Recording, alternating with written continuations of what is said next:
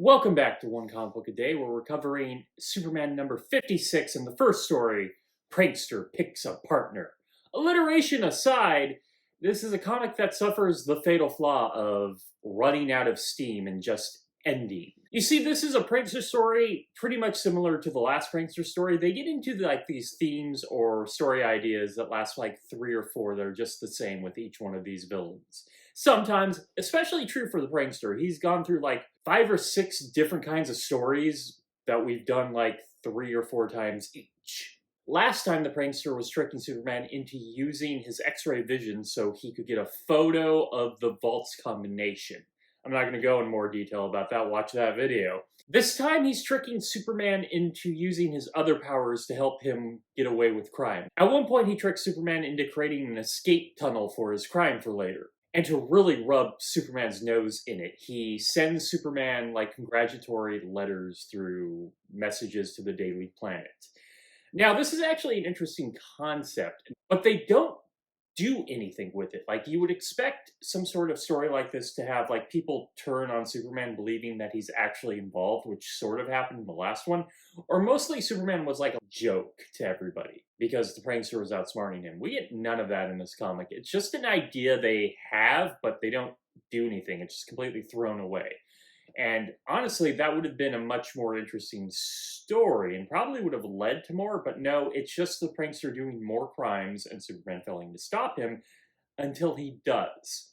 And this is what really irks me about the story is it's like when I was in college and our college professors would tell us that they would read our essays and it would read like stream of consciousness, and until we had hit the page count or the word count and then conclusion. There wasn't really a thought or organized structure to the essays, and that they wanted more thought and actual work in the essays. This comic has a similar problem. It gets to like page 11 or 12. Remember, this is a 13 to 14 page story, so it needs to end.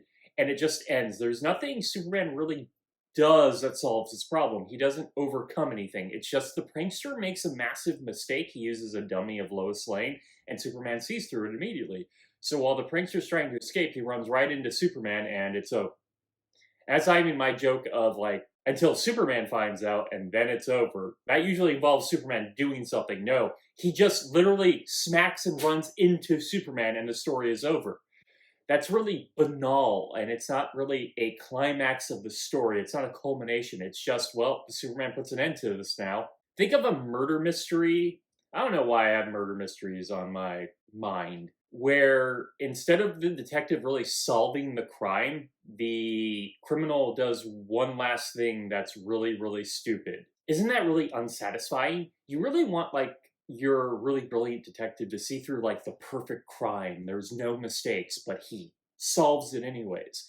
Not that the criminal makes a really stupid mistake anyone could possibly solve. Leaving a picture at the crime scene, committing the crime, and leaving a note that says, "I did it," with the signature of their name.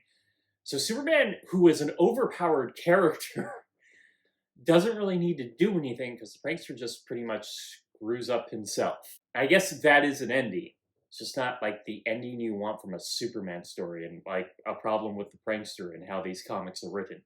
Okay, that is it from Superman 56, The Prankster Picks a Partner. If you enjoyed this video, please like and subscribe, hit the bell icon to get notification when new video is up. I do this Monday through Friday, but Fridays is Bat Friday, where I cover a Batman story in either Detective Comics or Batman. Or I do whatever I want, because I can do whatever I want.